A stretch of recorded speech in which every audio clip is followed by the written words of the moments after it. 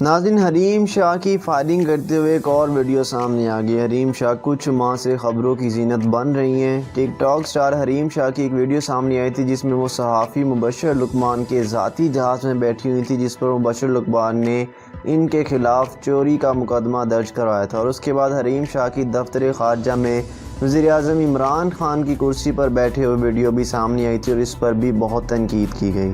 دونوں بار حریم شاہ پہلے اپنے کام پر ڈٹ گئیں اور بعد میں معافی مانگ لی۔ اب ٹک ٹاک سٹار کی فائرنگ کرتے ہوئے ویڈیو سامنے آئی ہے۔ ویڈیو سامنے آنے کے بعد سوشل میڈیا صارفین نے حریم شاہ کے خلاف ایک بار پھر قانونی کارروائی کرنے کا مطالبہ کر دیا ہے۔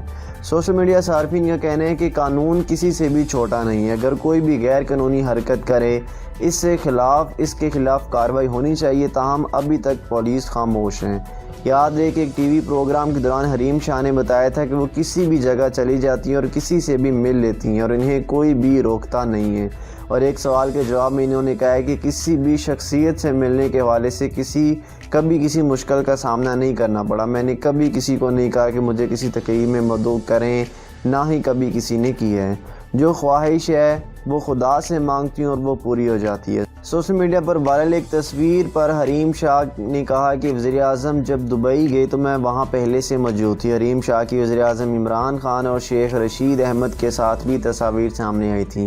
اس کے علاوہ بھی کئی سیاسی شخصیات کے ساتھ ان کی ویڈیو سامنے آتی رہتی ہیں، لیکن اب ان کی سرِ عام فائرنگ کرتے ہوئے ویڈیو سامنے آئی ہے جس پر شدید تنقید کی جا رہی ہے، تاہم حریم شاہ کا اس حوالے سے موقف سامنے نہیں آیا۔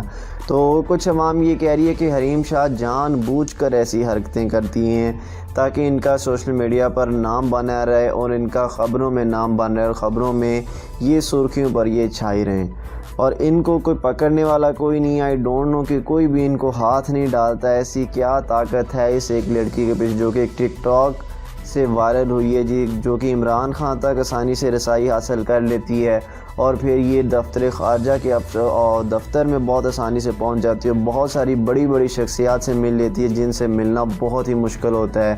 عوام یہاں پر بھوک سے مر رہی ہے، عوام کی اتنے سارے مشکلات ہوتی ہیں، وہ عمران خان سے نہیں مل سکتے، اور یہ صرف اپنی ایک خواہش بس مجھے ملنا ہے، اور اس کے لیے وہ آسانی سے چلی جاتی ہیں۔ اس کے پیچھے کس کا ہاتھ ہے، کیسے کر لیتی ہے سب، اور ایسی غیر قانونی حرکتیں کرتے ہوئے سے کوئی بھی نہیں پکڑتا، تو یہ ایک بہت بڑا سوال ہے ہماری پاکستان کی پولیس پر اور ہماری پاکستان کی حکومت پر۔ خیر، آپ اس بارے میں کیا کہیں گے؟ ہمیں اپنی رائے کا اظہار کیجیے نیچے